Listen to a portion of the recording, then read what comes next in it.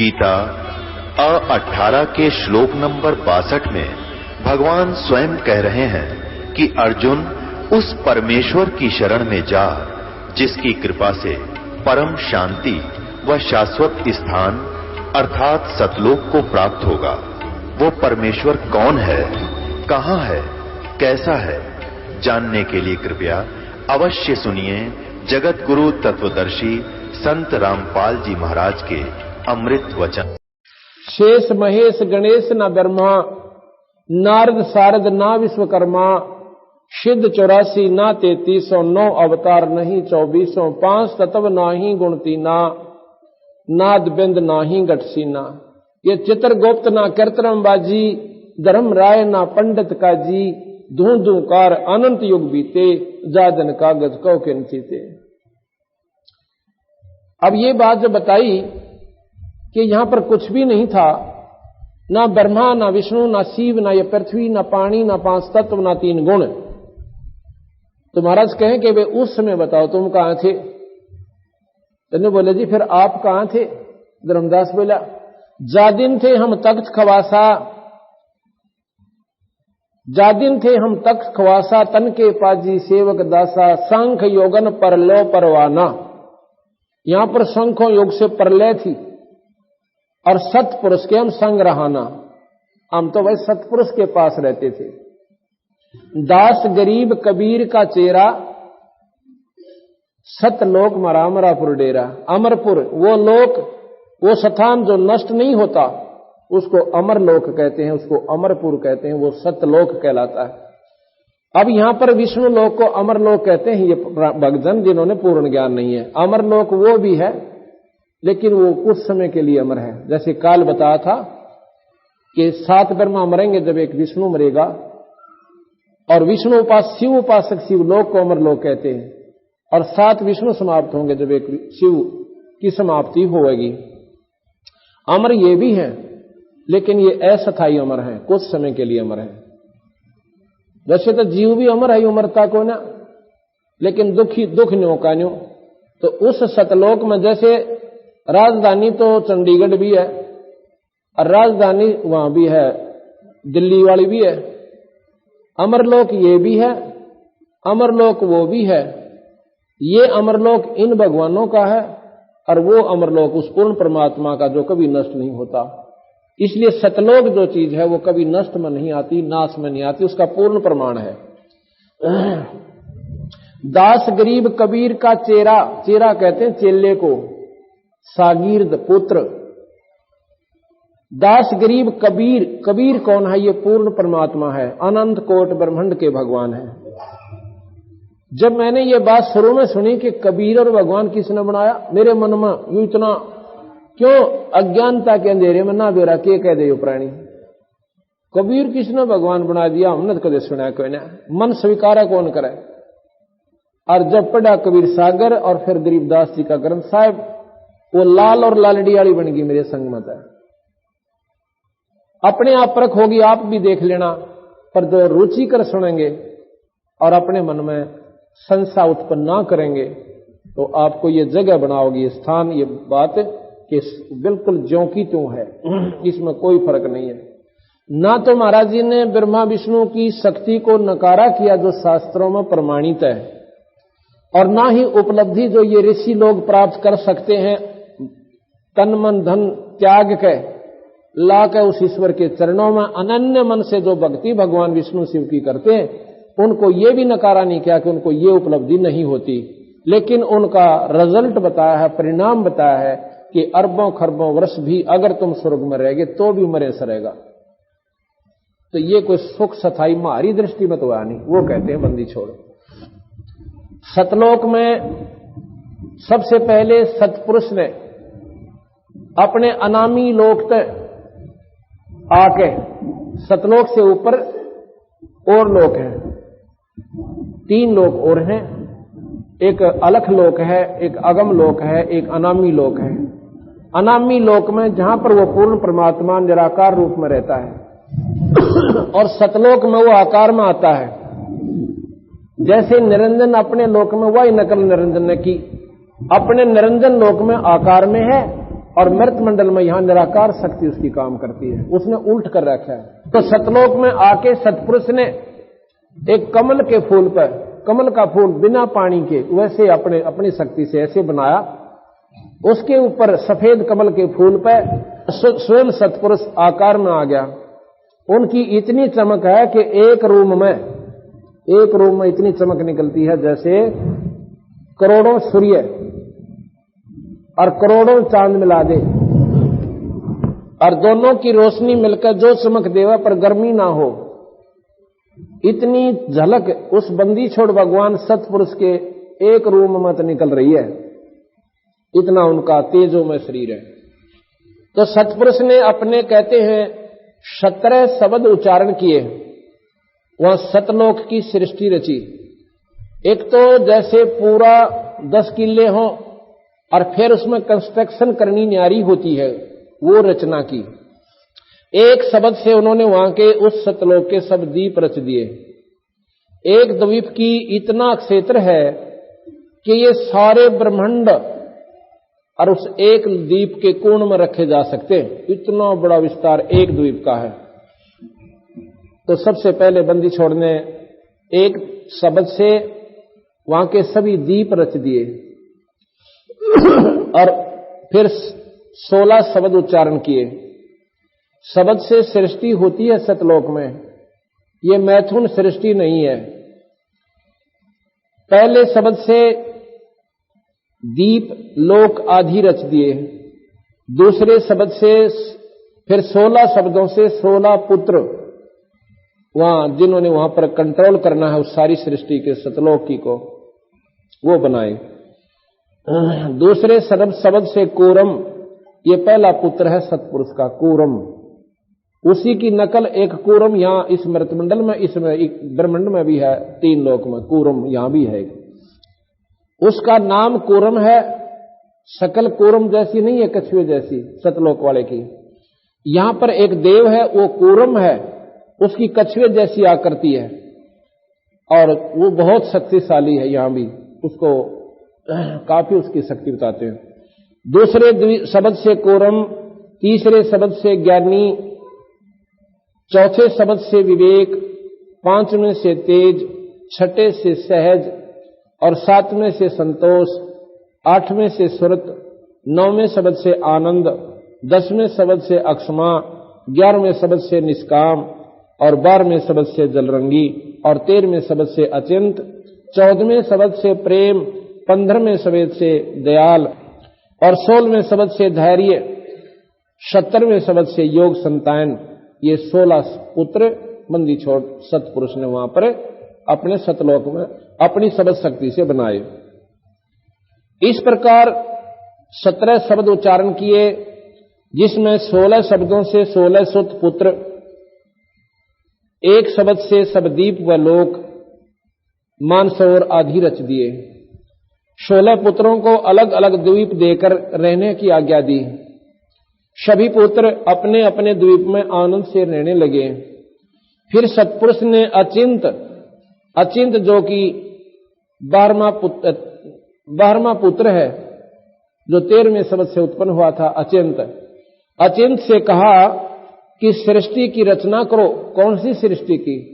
जो सतलोक में, जैसे उड्डा की ड्यूटी ला रखी एक महकमा है कि वो मकान बना के दे सबने, इस प्रकार अचिंत ने वहां की कंस्ट्रक्शन और करनी थी।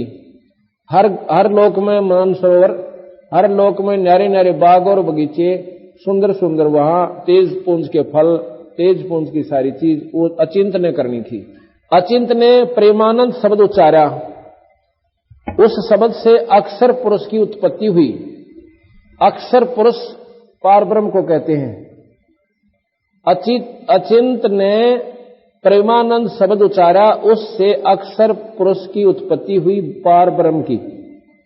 अब ये बातें याद रखनी पड़ेंगी आपने। एक पूर्ण ब्रह्म, एक पार ब्रह्म, ये सारे शस्त्र सुलझेंगे आपके। पहले हमने ब्रह्म शब्द भी सुना, पार ब्रह्म भी सुना और पूर्ण ब्रह्म भी सुना, पर नोना बेरा था ये ब्रह्म कौन है, पर ब्रह्म कौन है, पूर्ण ब्रह्म क्या शक्ति है, इनकी क्या क्या परिभाषाएं हैं और इनमें क्या क्या गुण हैं। प्रकृति अक्षर ने फिर 4 अंश उत्पन्न किए। उसने फिर अपने हिसाब से 4 अंश उत्पन्न किए। फिर उसको देखकर अक्षर पुरुष आनंदित हो गया और वहां पर एक अमृत जल है, अमृत सरोवर है। उस अमृत सरोवर में वो अंदर चला गया।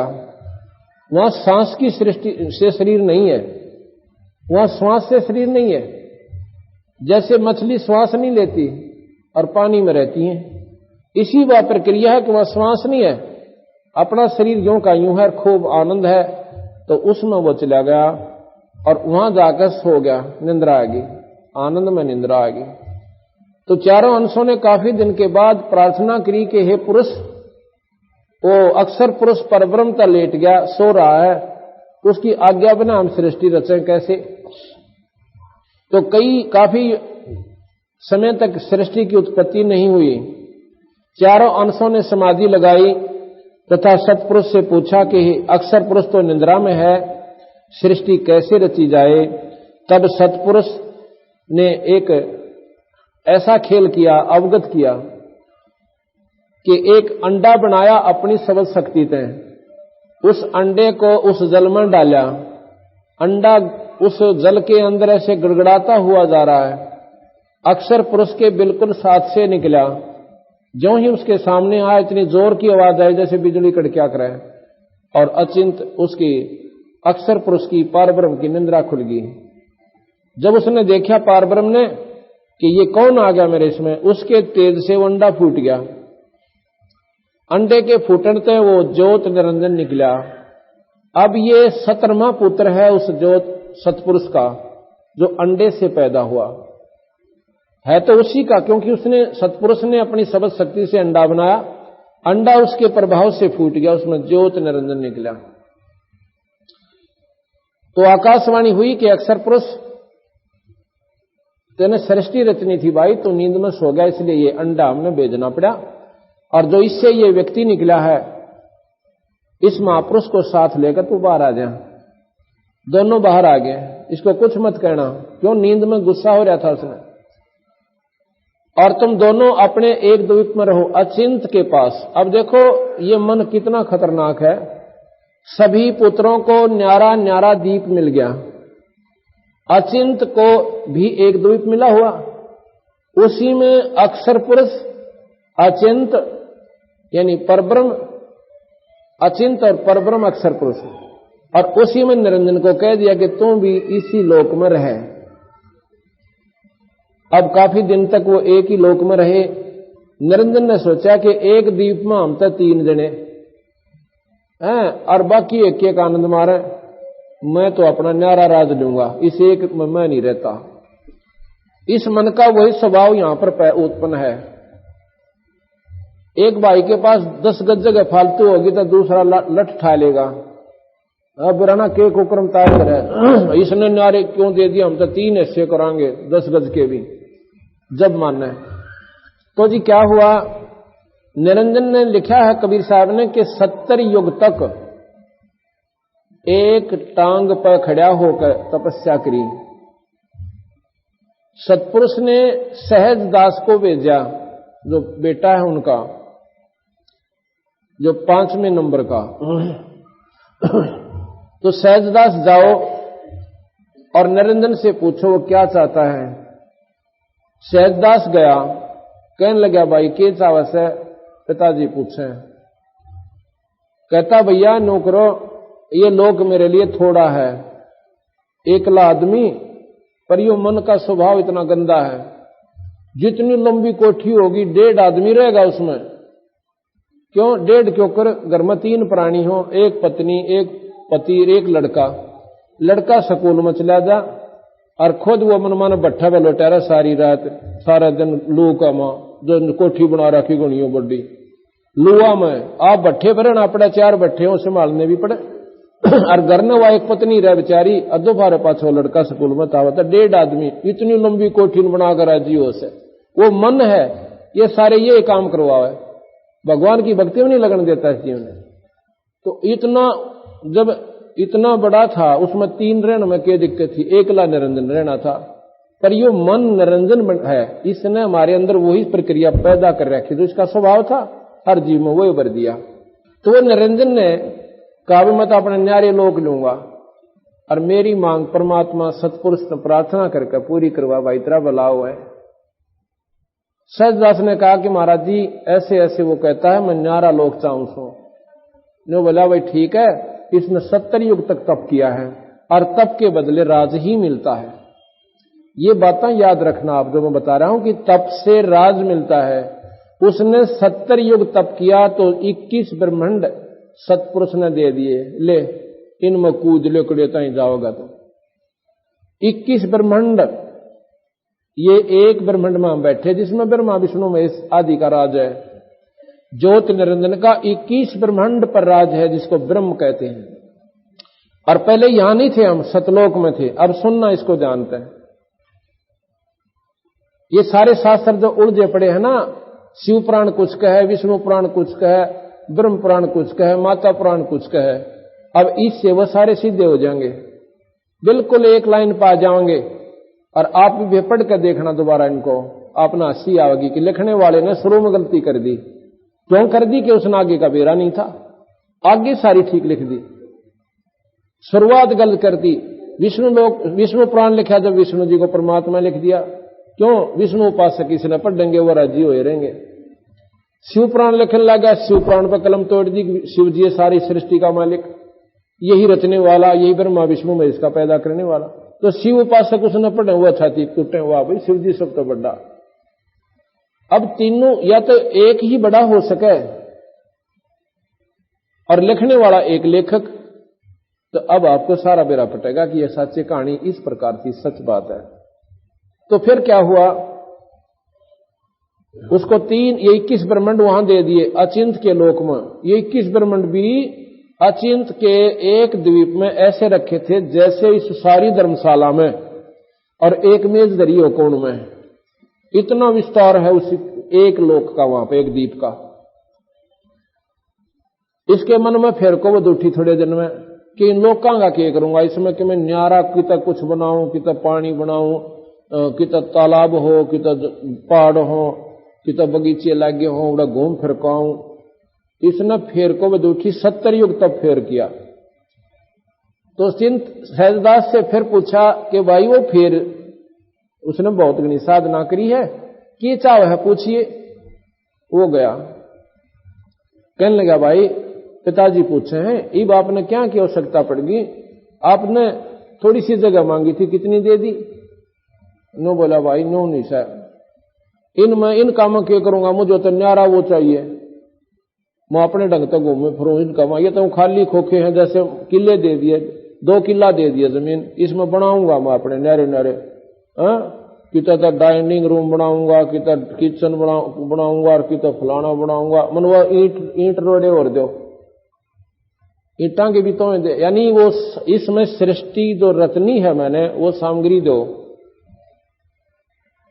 सहजदास ने सतपुरुष से कहा कि निरंजन न्योर न्यो मांगा जी, न्यो कह मैं इसमें अपनी न्यारी कंस्ट्रक्शन अपने हिसाब से करूंगा, मुझे वो वस्तु दे जिसने या बनाई जा। तो सहजदास से कहा कि उसको कह दो अपने बड़े भाई कूर्म के पास जावे और विनय पूर्वक प्रार्थना पूर्वक हाथ जोड़कर पांव पकड़ा, पहले उसके चरण छुए। ये नियम है बड़े छोटे का बड़े की तरफ भाव, ऐसा होना चाहिए। और फिर वहां बैठे, उससे प्रेम पूर्वक बात करे। जब वो प्रसन्न हुआ दिखे ना तेरे ऊपर, जब उससे प्रार्थना करे कि मुझे वह सृष्टि रत्न की सामग्री दो, क्योंकि वो सामग्री उसके पास दे रखी है मैंने। निरंजन बोला ठीक से, चल पड़ता है कूर्म के पास का। अब उसके मन में न्योआगी कि मैं भी उन का पुत्र और ये भी उसी के पुत्र, मैं क्यों हाथ जोड़ूं इसके आगे। इतना मतलब मन में उसके खरपतवार पैदा होगी। तप से अहंकार गेल उत्पन्न होता है। ये तप एक ऐसी बीमारी है, इसमें अहंकार अभिमान जरूर उत्पन्न होगा। रावण ने तप करके भगवान शिव का और सोने की लंका ले ली, अभिमान उससे 100 गुना बढ़ गया और उस अभिमानवश कुत्ते की मौत मरे आखिर में। तो ये तप करने से उसमें अभिमान हो गया। अब मुन्नो इतनी साधना करी न कुछ भी ना कर रखा, जाके कहता है कि कूर्म अकाजा भैया ठीक है, अब ठीक हो, आपके पास वो सृष्टि रचने की सामग्री है, वो मुझे दे दे। कहने लगा, भाई तेरे को किसने बताई कि पिताजिया ने? वैसे थोड़ा मैंने तप किया है, जब मिली है मुझे। अच्छा, बहुत अच्छा किया, पर भाई एक बात सुन ले, साहब ने मुझे कह रखा है, सतपुरुष ने, कि मेरे से पूछे बिना देना ना किसी ने। और मैं महाराज से एक बार बात कर लेता हूं, भाई बैठ जा, मैं जरूर देऊंगा, नाटता नहीं तुझे। अब संत कैसे पूछते हैं, वहां का आपस में डिफरेंस जैसे कलकत्ता और रोहतक का है, इतना फैसला, इससे भी मतलब अंदाजा बता रहा हूं, इससे भी ज्यादा फैसले पर वो आपस में उनके लोक हैं सतलोक में। और सतपुरुष की राजधानी वो न्यारी है। तो कहने लगा, मैं महाराज जी से टेलीफोन कर लेता हूं, जैसे यहां टेलीफोन करते हैं, और वो अब समाधि लगाकर टेलीफोन करते हैं, संत से जोड़ते हैं अपनी सूरत को परमात्मा से। संत कहने लगा, मैं बैठ जा, मैं अभी महाराज जी से पूछ लेता हूं, अपनी सूरत के माध्यम से वहां जाता हूं और साहिब के चरणों में अर्ज करूंगा और तेरी सामग्री तुझे मिल जाएगी। अब वो चिंत ने सोचा, उसने निरंजन ने सोचा, ये समाधि का ऐसा बूंदा झगड़ा हो सल, मनमानिया समाधि लग गई, यो 2 युग में उल्टा आवे, इतना मैं बैठा रहूंगा। समाधि का ऐसा होता है, जिसकी समाधि चढ़ जाती है वो ऊपर के स्थानों पर, ऐसे स्थान पर चला जाता है जहां उसने बहुत रमणीक चीज दिखाई देती हैं, और फिर इस शरीर की शुद्ध भूल जाता है मनमाना। तो अब 10 दिन में 1000 वर्ष में वापस आती है संतों की। अब बैठे रहते हैं वो ठंडे क्षेत्र में। उसने सोची वो क्या कई दिन का झंझट बनेगा, उसने तो ऐसे समाधि लाई अपना अभ्यास से 1 सेकंड में जाना था, उसने तो अभ्यास है उनका। और वो ऐसा शरीर जिसमें कोई विक्षेप को ना, इसमें 36 को बार बढ़े, करा मुश्किल तो समाधि लागन पावे। उसने सोची करा कई दिन में वापिस आओगा। उन्होंने तो आंखें बंद करने दे, और अचिंत ने ऐसे पकड़ के उसका मुकुट ने बोला, मेरी बात सुन और मुझे दे सामग्री, ऐसे झटका दिया। उसमें से कहते हैं ये सामग्री निकली जैसे 5 तत्व अपने आप उसमें तो निकलकर नारे नारे होकर, किधर चांद, किधर सूरज, किधर तारे, ऐसे ऐसे फैल गए, ये सब हो गए। ये सूर्य अपने स्थान पर, पृथ्वी अपने स्थान पर, इस पर सारे के सारे ये नारे नारे उत्पन्न हो गए। उसने सोचा ये तो मुकुट में सारा सौदा, उसने दूसरा और खींचा, 3 मुकुट उतारे, तो उसमें से ये सारा सामान जो आज ये सूरज, पृथ्वी, चांद, सितारे, समुद्र और ये ऊपर के लोक, ग्रह, परह, ये सारे उस अचिंत के मुकुट में तो निकले। अब यहां पर अनजान आदमी जो आज के ज्यादा विद्वान, साइंस को ज्यादा महत्व देते हैं, वो लोग नो सोचेंगे निरे को पौड़ फेल रखे, ऐसा क्या मुकुट होगा, ये बनावटी बातें हैं कि उसमें ये पहाड़ और पृथ्वी, चांद और सूरज कैसे आ गए। तो कबीर साहब साथ की साथ गरीबदास जी इसका प्रमाण देते हैं कि जैसे बड़का वृक्ष देखा आपने, वट वृक्ष, वो सारे रोहतक में का फैल सकता है अगर उसको आगे बढ़ने का स्थान मिल जाए। तो एक वट वृक्ष सारे रोहतक में का घूम सकर आगे भी जा सकता है। और वो उसका बीज क्या है, एक उसका फल होता है बेर जितना, और उस फल के अंदर बीज होते हैं। और कोई नो कहे कि इस इतने फल में 1000 बड़ हैं, 1000 वट हैं। कौन से वट? जो ये फैल रहा 2 किलो में का, ऐसे ऐसे इस वट के बीज फल में 1000 ये वट वृक्ष है। तो जिसने इस प्रोसीजर का नहीं बेरा, जिसने इस विधि का नहीं मालूम कि बीज से वृक्ष बना है, और तो वो एकदम सटराई करेगा दिमाग, अगी सी झूठ बोला करो जो जत जावे, ये बड़ और इसमें 1000 क्यों करावे बूझ, यानी उसको ऐसा मूर्ख समझेगा, पर उसने ज्ञान नहीं है। इसी प्रकार जो अपनी बुद्धि से विचार करते हैं, तो ये बीज रूप में थी सारी सृष्टि, और इनका बीज ऐसा था कि उस मुकुट के एक कोने में लगे हुए थे, वजन भी नहीं था। और जब मुकुट से बाहर आते हैं तो वो प्रोसीजर आप पर फैल गया। ये बाहर के वातावरण से ये ऐसे ढंग से उनका नियम था ऐसे बन जाना। जैसे दिवाली के ऊपर बच्चे एक टिकिया होती है इतनी छोटी सी, बिल्कुल छोटी सी, टॉफी का भी 5वां हिस्सा चकोर सी, और उसका एक तिल्ली लगाते हैं, और उस तिल्ली इतनी टिकिया में तो नो घूम कर इतना ऊंचा सांप बन जा। वह टिकिया था किस ढंग की, और वो सर्प नो घूम घाम कर इतना लुकड़ गया, नो दूर तक घूम गया। इसी प्रकार इस पृथ्वी, इस सृष्टि की रचना और ये मूल रूप में ऐसे सत्पुरुष के पास कूर्म को दी हुई वहां पर रहते थे। अब आगे चलिए। अब इसने देखकर बड़ा राजी होया, निरंजन बड़ा प्रसन्न हो गया।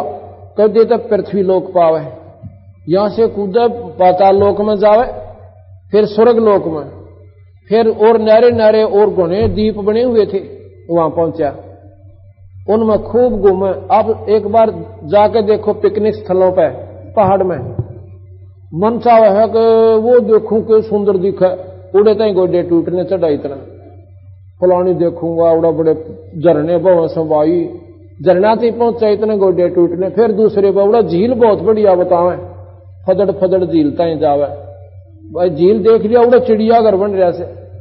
वो सारा देख का अखर में थक कर घर चाल करने चाल। इस प्रकार ये सारा घूम के अपने फेर लोक में आ गया। फिर विचार करे कि इस खाली का बनेगा कि इसमें मेरे जैसे और भी कि मैं हो न देखे, देख जाकर राजी रहूं, प्रसन्न रहूं, और भी प्राणी हो तो गणा बढ़िया काम हो जाए। किसी ने उस लोक में छोड़ दूंगा, किसी ने उस लोक में, फिर उन्हें मिलन फेटन जाया करूंगा, आनंद सा आया रहेगा। ऐसा सोच के 64 युग फिर तप करता है। अब सतपुरुष ने सोचा ये तनाड़ी बालक से हैं, ये और भाई अपने बैठे भक्ति करें, लौला रे मालिक में ना कोई चिंता ना फिक्र, पर इसने तो ना तो यहां रहना और ना इस भक्ति में इसका मन लग रहा। सतलोक में जो रहना होता वहां प्राणी की आप पर लौला गिरा भगवान में, अटया नहीं जाता। तो उसने सोचा कि अब इसका पक्का इलाज करता हूं, यो नहीं माने। जैसे बच्चा स्कूल में जाता है, फिर कॉलेज में हो गया, स्कूल में जद लाई मैं तो साइकिल लूंगा, साइकिल लूं, और घरवाले ने सोचे कि टांग तड़वा होगा पागल, बचपन तक जल्दी स्वभाव है कादे बच्चे का, साइकिल दूंगा ना कतई नहीं जाऊं, यो गिरा थारा यो थैला यहीं पर। तो घर के भाई क्यों इनके ला जद करी बालक से, वह माता कहेगी अपने उसके पिता ताई, अग्यू बालक तो हट कर रहा, मानता कोई ना, बेचारा ना चाहते हुए भी उसकी जद के आगे मजबूर होकर उसकी खातिर साइकिल ले आके देगा, देखी जाएगी, ना मानता है कि बसा। फिर वो हो जाता कॉलेज में, फिर नु का मोटरसाइकिल लूंगा जब जाऊंगा, और फिर और करा के मांगे, आज 500 रुपये दो और घूमो इधर उधर। तो माता पिता ने पता लग जाए कि वो बच्चा पढ़ने के लक्षण को ना सियाना हो गया, इसको ब्याह कर दें, इसको धंधे में जोड़ दें ताकि वो अपना काम करे, ना यहां तो नुकसान कर रहा है। तो उससे क्या कहेंगे कि भाई देख तेरा पढ़ने मत मन से को नहीं, और क्यों खाम का पैसे बर्बाद करता है, बेटा तो अपना कोई धंधा देख ले। वो भी राजी था कि माता पिता एक वे पांडा छोटा पढ़नता है, वो पढ़न का था कौन, नु बोला ठीक से देख लूंगा। फिर भाई तेरा ब्याह करना पड़ेगा, अब तो रोटी पाउन में बालक हो जा, हम कत्ते ही पहुंगे, उन्हें बड़ो बढ़ा कर उसका ठह काटे रोग, उसकी शादी कर दी जाती है। अब शादी होने पाछे वो अपने नून मिर्च तेल में सारी उम्र बीत जाएगी, उसने सांस नहीं आवे, माँ बाप का पांडा छूटे। ये नियम वहां से चला था निरंजन से, क्योंकि इस निरंजन ने वहां पर इतना दुखी कर लिया उस सतपुरुष को, आखिर में इसका ऐसा इलाज करना पड़ा। लेकिन उसने ऐसा नहीं किया जैसा कि इसने किया। उन्होंने ये कहा कि इसको इतने जीव दे दूंगा कि उनके ऊपर यू खेल लेगा खिलौना था। कैसे दूंगा? अपनी सबद शक्ति से एक लड़की बनाई, तेजपुंज की लड़की, उसका कोई ऐसा अंग नहीं था जो सृष्टि कर्म का होता है। वो लड़की बनाकर उसको कहा बेटी तेरे पास एक सबद शक्ति है, और इससे वो निरंजन जितने जीव का तो एक बार मत कर दिया बेटी, यू राज्य हरागा बौड़ी बूच उन गेला खेल लेगा। जैसे भी जीव कहे पर तेजपुंज के होंगे वह, उनका यू गंदा शरीर नहीं होगा जिसमें कष्ट आदि नहीं होंगे, पर वो अस्थायी होगा, 1000-2000 वर्ष पाछे वो खत्म हो जाया करेगा, और फिर तेरा गाह जोड़ेगा तो एक बार फिर सब तक मौत काट दिए वो फिर और बन जाएंगे। वह लड़की भी खुश होकर कहती ठीक है पिताजी, आपका जो हुक्म, आप मेरे पिताजी जहां कहोगे वहीं जाऊंगी। शहजदास से कहा कि बेटा इस लड़की ने और निरंजन के पास छोड़कर और कह देना कि इसके पास ये सृष्टि रचने की सामग्री है। तो 64 युग जब तप किया, उसने कहा कि मुझे जीव दे दो ताकि मैं यहां पर इनके साथ अपना मन बहला लूं। तो इसलिए कहा कि निरंजन ये लड़की है भाई, इस बहन के पास ये सारे के सारे आप जितने जीव कहोगे ये बना देगी। अरे एक बार मुंह तक काटेगी जबान, और जितने तू जीव कहेगा उतने हो जाएंगे। और जो के तू जवान होंगे, लड़के भी और लड़की भी जवान होंगे, और जो भी तू कहेगा पशु पक्षी वो बिल्कुल पूरे जोड़े आएंगे। बोला बड़ी ठीक से, बड़ा खुश हुआ, बहुत अच्छी बात है। अब उस लड़की को वहां छोड़ करके सहजदास अपने लोक में चला जाता है। अब यहां से बीमारी शुरू होती है सारी। ये कहानी समझने जोगी है। उस निरंजन के मन में उस युवा लड़की को देखकर नीचता आ गई। इतना खोट हो गया कि लड़की भी समझ गई कि नजरों से पता लग जाता है भाईवान की नजर न्यारी हो से और नीच आत्मा दूसरे ढंग से देखा है। तो उस लड़की ने उसी समय बाप लिया कि ये नीचता पा चुका है। वह भी उस बाप की बेटी थी। जब उसने नीचता के लिए उतारो हुआ मुंह खोला निरंजन ने, लड़की ने सूक्ष्म रूप बना दो ना दिखा और उसके मुंह में चली गई, पेट में पहुंच गई। बाहर भाग्य ने छोड़ा को नहीं, क्योंकि उसकी शक्ति 1000 भुजा की, वो 8 भुजा की। और इस काल में यहां भी वही सृष्टि रच रखी है। औरत को अबला बना दिया तो भी होगी, क्योंकि इसने ऐसा जुल्म कर रखा हमारे साथ। अब पता चलेगा आपने इसकी सारी कहानी का। तो उसने सोचा वो औरत की बाजे निजान नहीं दे, उसने अपने उसके पेट में शरण ले ली और वहां से रोने लगी, पिताजी इस निरंजन नीच ने मेरे लिए सलूक कर दिया। सहजदास को फिर बुला, भाई नो करे, उसने जुल्म पाड़ दिया, हद तक आगे पहुंच गए भी हो। इस लोक में जो ऐसा जुल्म ऐसी बदनीत भी करता है वो प्राणी यहां नहीं रह सकता। और भाई देखो, और जो प्राणी उस माई गेला आए थे वो सूक्ष्म रूप में उसके शब्द से उसके अंदर प्रवेश कर दिए मालिक ने। तो हम सब से निरंजन ने बढ़ो लिया बुला के, अब भाई कोई कष्ट नहीं होने दो, सत का राज करूंगा, भाई करियो अपना नेक नीति तो उड़ा धंधा, भाई जिसे करोगे उसका भरना भी पड़ेगा है। तो हमने सारा नाथ खा लिया, हम चलेंगे घूम आवांगे थोड़े दिन। सतपुरुष ने एक राहत दी थी कि तुम सारनाम को मत भूलना, इस सारनाम को याद रखना, जब तुम चाहोगे मैं आप ले आऊंगा। ये तुमने दुखी भी करे मान ले, क्यों इसकी मन बेरा है, नीचता से इसमें थोड़ी सी आपको तंग करे, दुखी करे, इस सार नाम से मुझे पुकार लेना, जब इससे मंडे रहना, इसको बोलना नहीं कतई भी। और भूल जाओगे तो मैं फिर प्रबंध करूंगा, किसी संत को भेजकर तुम्हें याद दिलाऊंगा। जब तुम जमा तंग हो लोगे, जब याद करोगे तुम्हें मालूम है। तो नाव जी हम भूलना है कोई नहीं, दोनों हाथों में लाडू, सार नाम ने भूलना नहीं, जब चाहेंगे आ जाएंगे। तो जी ठीक है भाई जाओ। तो क्या हुआ, तो सतपुरुष ने फिर सहजदास को भेजा कि भाई न्यू कर, उस निरंजन को 21 ब्रह्मंड समेत यहां से निकाल दे।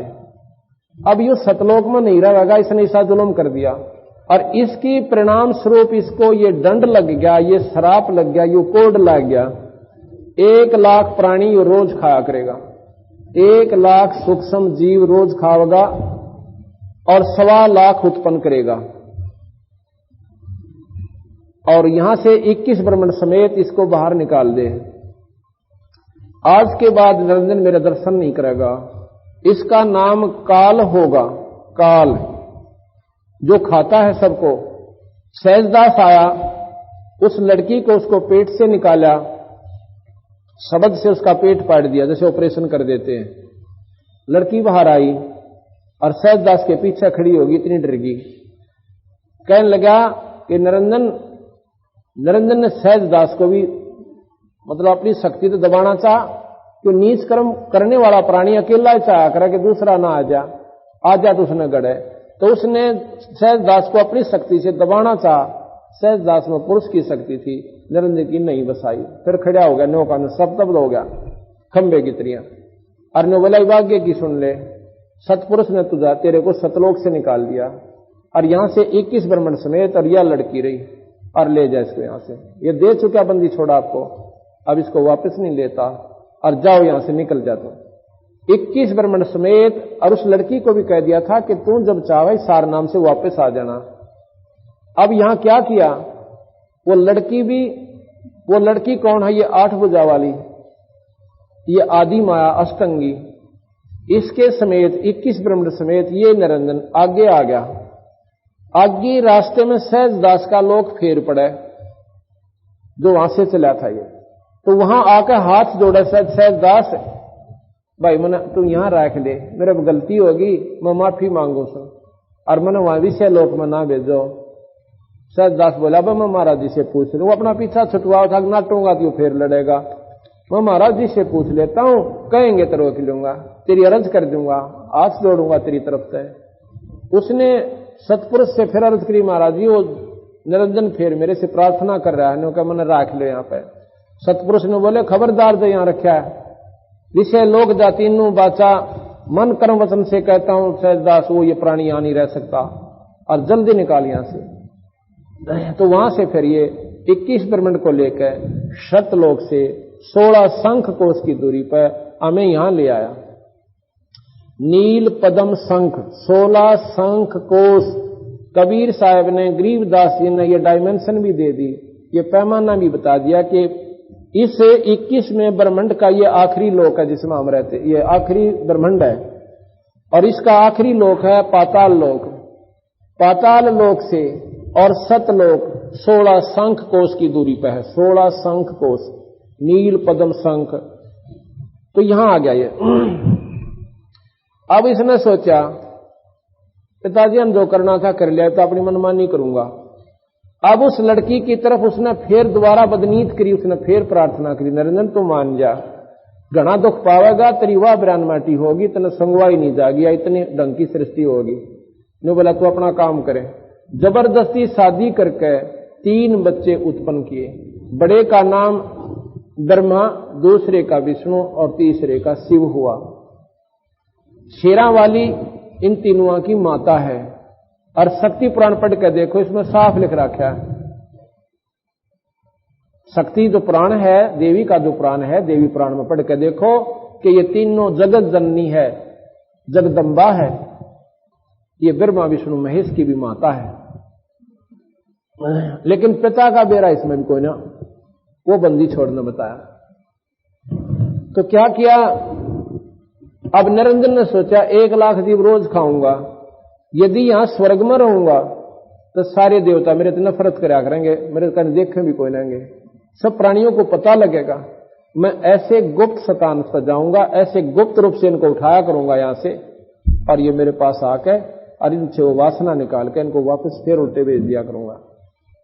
तो उसने जब ये तीनों बच्चे हो लिए, इस शेरा वाली माई से कहा अपनी पत्नी से कि माया बात सुन ले, अकां जी अब मैं तो दर्शन किसी प्राणी को देऊं को ना, मैं निराकार रूप में यहां रहा करूंगा, आपकी शक्ति मेरी निराकार रूप में यहां काम करेगी। मैं जाऊंगा अपने ऐसे लोक पे, ना वहां ब्रह्मा आ सकेगा, ना विष्णु आ सकेगा, ना यो शिव जी आ सकेगा, और ये तीनों परम शक्ति हैं, परम साधक हैं। बाकी जो उपासक तो ऋषि बन गए, अर्चय को महात्मा बन गए, वो इन तले तले, इनसे ज्यादा ये भक्ति ना तो कोई मार्कंडे कर सकता, और ना ही कोई दुर्वासा कर सकता, और ना ही वेद व्यास कर सकता, और ना ही सुखदेव कर सकता। ये सभी ब्रह्मा विष्णु महेश से नीचे के साधक हैं। ये तो सिर्फ इन्हीं के लोक तक जाने की साधना करते हैं, और वहां पर इनको ये बढ़िया स्थान दे देते हैं। तो वहां कहते हैं निरंजन लोक में नहीं आ सकते ये कोई भी, और बीच में 3 महाशून्य बना दी, 3 शून्य ऐसी बना दी। शून्य किसे कहते हैं? वोकम प्लेस, वो खाली स्थान जिसमें केवल प्रकाश दिखाई देता है। और फिर उनके बीच में ऐसी कंस्ट्रक्शन कर दी कि उसमें बहुत खतरनाक ऐसा लोक बना दिया जिसको ब्रह्मलोक की संज्ञा दे दी। उसमें वो सुख है कि यहां के स्वर्गों में भी कोई ना। जो प्राणी इस शून्य पार कर जाएगा उस ब्रह्मलोक में उठ गए और अपने जीवन को बर्बाद कर लेगा, वहां कमाई खाएगा, फिर वापस आ जाएगा। उसके बाद फिर अंधेरा ही अंधेरा है, उसके बाद फिर सुन प्लेस है। सुन प्लेस वो क्यों उसमें प्रकाश में है, कुछ शून्य है जिसमें अंधेरा है, और बाकी शून्य में बहुत सुंदर प्रकाश है। ऐसी ऐसी 3 खाई खोज रखी काल ने।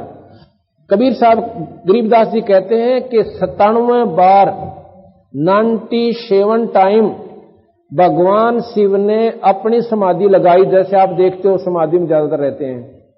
97 बार कोशिश करी इन सुनों को पार करने की, तीसरी सुन को भी वो पार नहीं कर पाया, और चौथी सुन में निरंजन रहता है।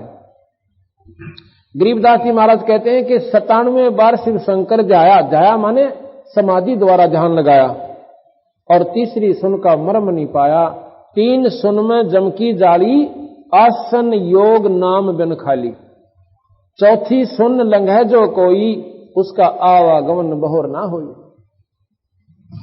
अब क्या किया, निरंजन इन 3 सुनों को पार करके निरंजन अपने लोक में रहता है। एक ही ब्रह्मांड की बता रहा हूं ये तो जी, और वहां से फिर वो सभी ब्रह्मांडों को कंट्रोल करता है। और फिर कह दिया कि माया तू एक काम करना, जब ये बच्चे सियाने हो जाएं, इनको सागर मंथन पर भेज देना। तो वो कहने लगी, निरंजन एक बात बता, तने जुल्म में गांठ नहीं गाल रखी मेरे संग में, भाई चलो मैं आ गई तेरे संग में, और बच्चे भी हो गए, अब तो कम से कम साथ दे दे मेरा। इतनी बड़ी सृष्टि ने, और मैं अकेली औरत कैसे संभालूंगी। कहने लगा, घबराओ मत ना, मैं तेरे साथ रहूंगा, पर रहूंगा गुप्त रूप तय, दिखूं कोई ना ब्रह्मा ना दर्शन दो, ना विष्णु ना शिव जी ने, मेरा केवल प्रकाश रूप में मुझे दर्शन कर सकते हैं, लेकिन मेरा असली दर्शन मैं नहीं दे सकता। तो मैं बोली ठीक है, तेरे वश में आ गई, और क्यों में नाथ नचा के बसाओ बेचारी औरत का, निर्भाग आदमी पल्ला पड़ गया। तो वह वहां से अंतर ध्यान हो गया और अपने लोक में चला जाता है, निरंजन लोक में। उधर से बच्चे सियाने हुए, अपनी मां ने पूछने लगे, मां हमारा पिताजी कौन है। कहने लगी, बेटा थारा कोई पिता कोई ना, मैं थारा पिता और मैं तुम्हारी मां। अच्छा, ये बच्चा ने जैसे बता दिया भाई ठीक।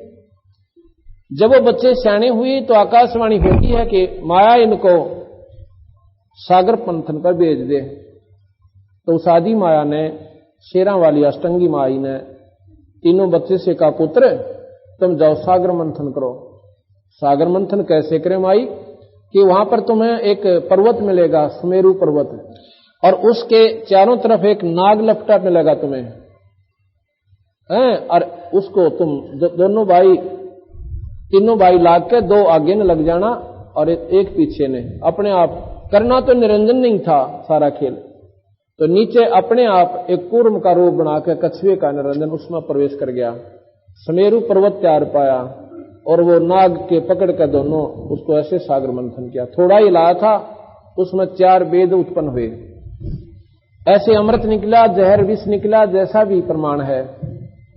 तो चारों वेदों के लेकर ब्रह्मा अपने पास आ गया कि कहने लगे, बेटा पहले वस्तु कौन सी निकली, कि वेद निकले, दूसरा अमृत निकला, तीसरी बार ये बेराना क्या है इसमें। अच्छा, धन्यो करो पुत्र, वेद तो ब्रह्मा पढ़ ले, अमृत विष्णु ले ले, और भाई भोलेनाथ इस बाकी के पदार्थ ने तो पी ले भाई, पृथ्वी मत गिरना या सत्यानाश हो जाएगी, जल जाओगी। तो उसने मां के हुक्म से वो अपने कंठ में ठहरा लिया। अब इतनी प्रबल शक्ति थी उसमें, उन्होंने कंठ से आगे नहीं जाने दिया उसको, और कुछ दिनों के बाद वो जहर निष्क्रिय हो गया उस कंठ में रहकर। तो जब वेद ब्रह्मा ने पढ़े, उसमें पाया कि परमात्मा सृष्टि का रचने वाला एक और मालिक है, पुरुष है। वो कहने लगे अपने भाइयों से कि ऐसे ऐसे भाई, अपना पिता कोई और है। तो मां के पास आते हैं, कहने लगे माता जी, कहा भाई तो झूठी निकली। अब कैसे, आप कह रही थी हमारे पिताजी को ना, और वेद बतावा कि पुरुष और है। न बोले भाई है तो, पर मैं बताने में असमर्थ थी। क्यों? क्योंकि भाई अगर मैं तुम्हें बता देती कि तुम्हारा पिता 21वें ब्रह्मांड के आखिरी लोक में रहता है, और तुम मन मन जद ला लेंदे, पिताजी के पास ले चलो, हम तो रोने लग जाते। मैं कित लेकर जाऊं भाई, ना तो मैं जा सकती वहां पे, और ना बेटा तुम जा सकते। कहने लगे भाई माता जी यहां भी झूठ बोला, थोड़ी सी बात न लको है, छुपा रही है। ब्रह्मा बोला कैसे, कि वेद में लिखा है योग समाधि द्वारा हम अपने पिता निरंजन के दर्शन कर सकते हैं। माई बोली भाई दर्शन तक कर नहीं सकते, एक प्रकाश दिखाई देगा और उसने थारा काम चल रहा है कोई ना, जिसने वो प्रकाश दिखाई देगा उसमें सिद्धियां आ जाएंगी। जो बोले माँ अब तेरा यकीन मारे तो उठ गया, हम तेरी बात पर विश्वास करें को ना, मैं तो समाधि लाऊंगा और ऐसे वेदों लिखे अनुसार साधना करूंगा। ब्रह्मा और कहने लगी भाई ना पाया तो कि मैं भी कोई ना आऊं, ना पाया तो नहीं मिला तेरा पिताजी तो मैं भी नहीं आऊंगा माता। अगर अच्छा भाई ठीक से तेरी मर्जी जा। तिबके बसावा मां की अनाड़ी बाल टकरा दिया। 4 युग तक ब्रह्मा जी ने समाधि लगाई पर कहां दर्शन होने थे। ऊपर से आकाशवाणी हुई कि माया तने सृष्टि नहीं रचवाई। वो कहती है माई के सृष्टि कैसे रचवाऊं, वो तेरा जेठा पुत्र तो वहां जा बैठा समाधि लाकर तुझे ढूंढ रहा है, उसको कह दे मैं दर्शन देऊं नहीं, चाहे लाख वर्ष योग बैठा रहे, और कुछ ऐसा तरीका बना के वापस आ जा, उसको वापस बुलाओ। और ब्रह्मा ने तो सृष्टि रचनी और वो जा बैठा। तो उसने कहा कि क्या करूं कि एक लड़की बना अपने शब्द से और उस लड़की को उसके पास भेज दे। उसने एक गायत्री नाम की माया ने अपने शब्द से सृष्टि व लड़की बना दी। अब बेटी अपने भाई ब्रह्मा ने बुला के, अपने भाई ब्रह्मा ने बुला के लिया और उसको कह देना कि भाई मां ने याद करे हो और सृष्टि रचनी भाई थारे बिना रची नहीं जाती, तेरे बिना। अच्छा माता जी। तो वहां जाके उसने आवाज लगाई कि ब्रह्मा ब्रह्मा, अरे ब्रह्मा खड़ा हो, मां बुलावे। ब्रह्मा की समाधि ऊपर जारी, देखा तमाशे ऊपर के लोकों में नजारे जो हो रहे थे। कहीं से झरना है, कहीं पर ऐसे हीरे पन्ने जवारातों के ऊपर पहाड़ हैं, उनको देख रहा, बड़ी रोशनी है। फिर आवाज दी, नहीं उठा। मां से समाधि द्वारा संदेश भेजा कि माताजी ये नहीं उठ रहा, मन तो सारी कोशिश कर ली। माई कहने लगी इसके चरण का अंगूठा, दाएं चरण के अंगूठे का अपना हाथ स्पर्श कर दे। जो ही उसने हाथ स्पर्श किया एकदम उसकी समाधि वापस आ गई। और सामने लड़की युवा को देखकर और क्रोधित हो गया, तू कौन कुलटा है, कौन नीच है, तू मेरे धर्म को भ्रष्ट करने के लिए आई है, तुझे श्राप देता हूं। मैं परमात्मा ढूंढ रहा हूं, तो मुझे भंग करने के लिए आई है। वह कहने लगी ब्रह्मा बात सुन ले, मैं मां ने भेजी हूं और ऐसे ऐसे आपको बुलाया से, मेरी बात सुन ले, फिर श्राप दे देना, पर पहले श्राप मत देना, 2 मिनट हट जा। और तेरे बिना भाई सृष्टि नहीं रची जा सकती। मेरा कोई शौक नहीं तेरे पास आने का, मां का आदेश पालन किया मैंने। ईब तेरी मौत, तू चाल चाहे मत चाल, मेरे मुझे श्राप नहीं दे, मैं ये गई। अगना डट जा बहन, डट जा। अब उसने सोची पिता तो पावना, तो न्यू बोला मैंने पिताजी मिला नहीं। मां को कह के आया था, वहां तो मैं कति अंडी पाक कर चला था कि मां पिताजी मिल गए तो आऊंगा, ना कति नहीं आऊं। न्यू बोली भाई मैं क्या बताऊं, एक काम कर दिए, क्या मेरी झूठी गवाही दे दिए कि न पिताजी के दर्शन हो गए, मैं चल पड़ूंगा तेरे साथ। न्यू बोली भाई मैं क्यों झूठी गवाही, जो पाप की भागी बनो।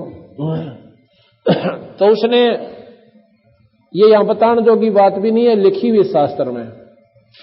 उस लड़की ने स्वयं ऐसा प्रसन्न किया तो ब्रह्मा कहने लगा ठीक है। फिर उसने सोचा कि एक और अपना साथी बना लूं गवाह देने की खातिर। तो वह कहने लगी एक लड़की और तैयार करती हूं मैं अपनी समझ शक्ति से।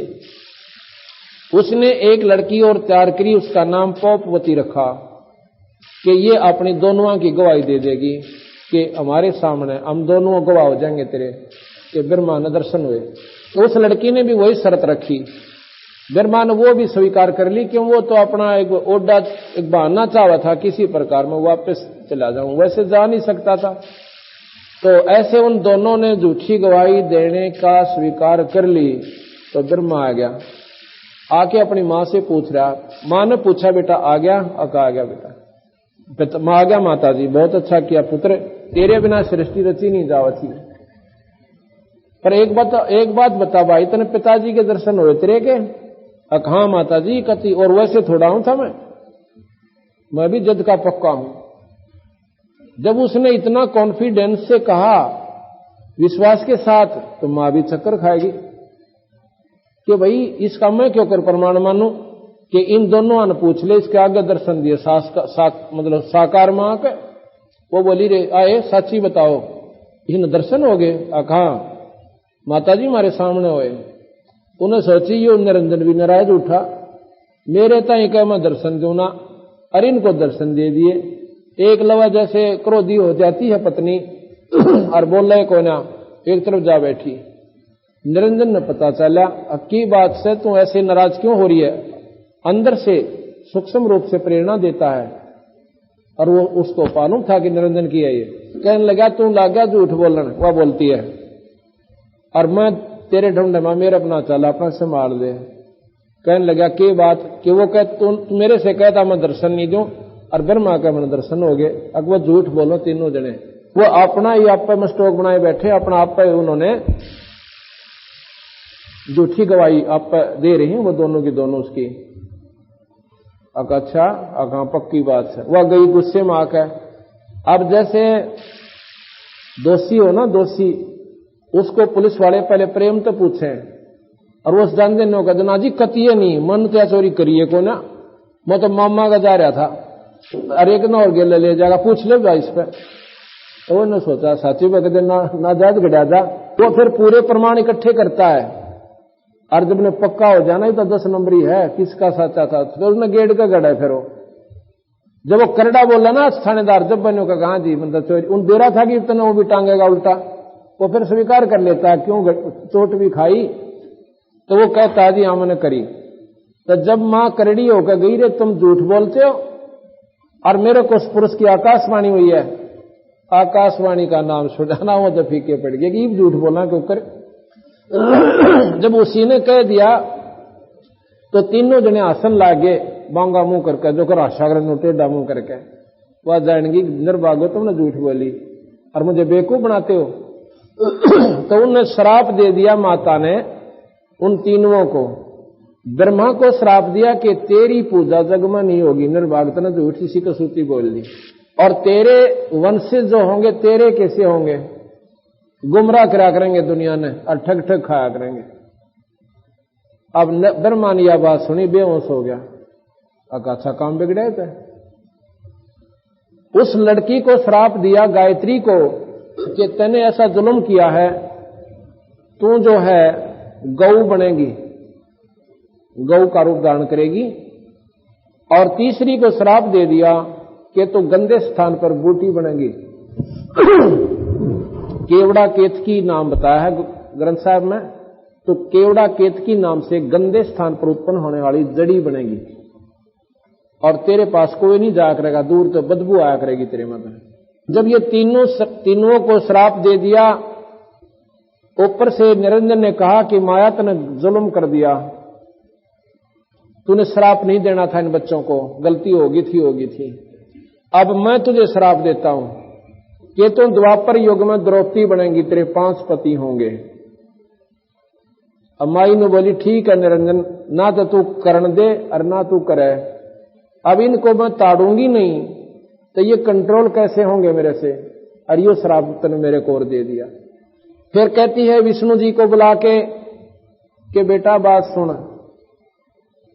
अब ब्रह्मा जी ने तो ऐसे ऐसे आपके पिता के अपने के दर्शन करने गया था, इसने तो मिला नहीं, और तू भी कोशिश कर ले कहीं फिर बीच में समाधि लाकर बैठ जाओ या सृष्टि रचनी है। विष्णु जी वहां से चल पड़े, शेष नाग के लोक में पहुंच जाते हैं। ये सारे शास्त्रों का निखार बता रहा हूं आपको, कति एक रस हो जाएंगे, कोई संशय नहीं रहेगा। सारे पुराण, सारी शास्त्र, गीता, भागवत, रामायण एक रस होती आ जाएगी। वहां जाके और वहां पर शेषनाग उत्पन्न हो लिया था, सागर मंथन से पहले निरंजन ने अपनी शक्ति से पैदा कर दिया था।